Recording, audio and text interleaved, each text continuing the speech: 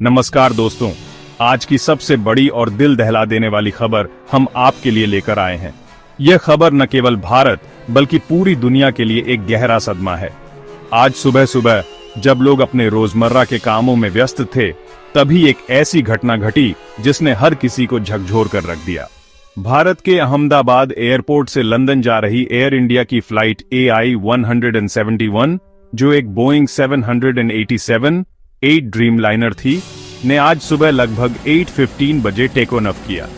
इस फ्लाइट में कुल 242 लोग सवार थे, जिसमें 230 यात्री और 12 क्रू मेंबर शामिल थे।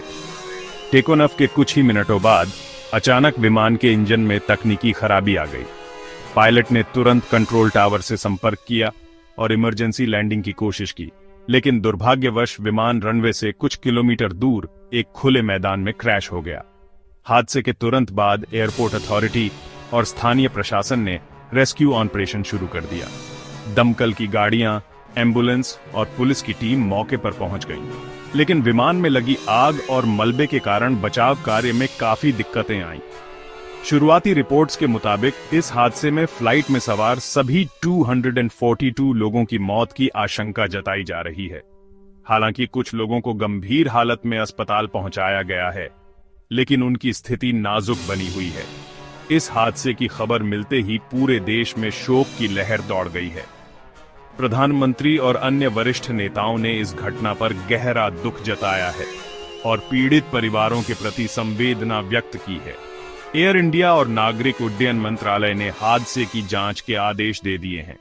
फिलहाल जांच एजेंसियां ब्लैक बॉक्स और अन्य सबूत जुटाने में लगी हैं, ताकि हादसे के असली कारणों का पता चल सके। चलिए जानते हैं इस हादसे से जुड़ी अब तक की पूरी जानकारी और आगे की अपडेट्स। ये दर्दनाक हादसा आज 12 जून 2025 दोपहर करीब 1:38 पर हुआ। बोइंग 787 ड्रीमलाइनर जैसे आधुनिक विमान ने अहमदाबाद एयरपोर्ट से लंदन गैटक्वीट के लिए उड़ान भरी थी, लेकिन कुछ ही मिनटों बाद विमान मेघानी नगर क्षेत्र में एक बिल्डिंग से टकराकर क्रैश हो गया। इस हादसे ने पूरे शहर को हिलाकर रख दिया। अहमदाबाद एयरपोर्ट पर उस समय काफी भीड़ थी और लोग अपने अपने गंतव्य की ओर जाने की तैयारी कर रहे थे। विमान के उड़ान भरते ही सब कुछ सामान्य लग रहा था, लेकिन अचानक से विमान का संपर्क एयर ट्रैफिक कंट्रोल से टूट गया। विमान के पायलट ने आखिरी बार मेघानी नगर के ऊपर से गुजरते हुए एक आपातकालीन संदेश भेजा था। इसके बाद विमान तेजी से नीचे गिरने लगा और एक रिहायशी इमारत से टकरा गया। इस हादसे में कई लोगों की जान चली गई और कई घायल हो गए। हादसे के तुरंत बाद आपातकालीन सेवाएं मौके पर पहुंच गईं और राहत कार्य शुरू कर दिया गया। स्थानीय लोग भी मदद के लिए आगे आए।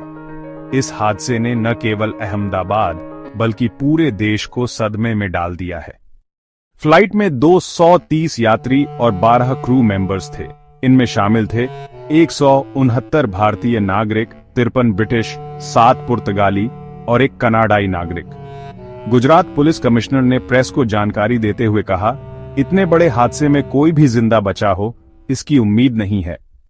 जैसे ही विमान दुर्घटनाग्रस्त हुआ, पूरे इलाके में अफरा तफरी मच गई। चारों ओर चीख पुकार और भगदड़ का माहौल था।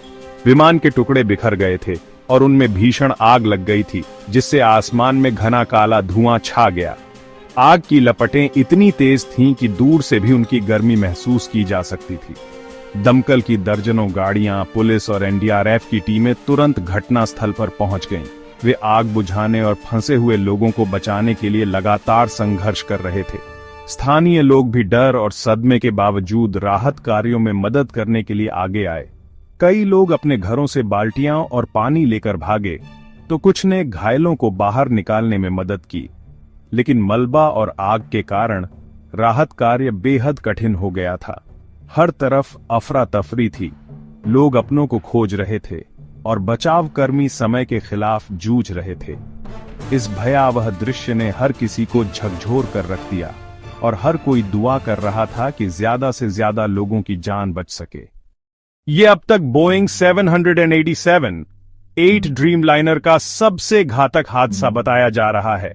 DGCA, AAIB और बोइंग ने जांच शुरू कर दी है। प्रधानमंत्री नरेंद्र मोदी ने भी ट्वीट कर घटना पर गहरा दुख जताया है और पीड़ितों के परिवारों के साथ संवेदना प्रकट की है। दोस्तों, ये सिर्फ एक हादसा नहीं, बल्कि सैकड़ों परिवारों के सपनों का अंत है। हम ईश्वर से प्रार्थना करते हैं कि पीड़ितों की आत्मा को शांति मिले और उनके परिवारों को इस दुख की घड़ी में संबल मिले। वीडियो को शेयर करें ताकि यह जानकारी हर किसी तक पहुंचे। अगर आप ऐसे ही विश्वसनीय और ताजा अपडेट्स पाना चाहते हैं तो चैनल को सब्सक्राइब करें और बेल आइकन दबाएं। धन्यवाद।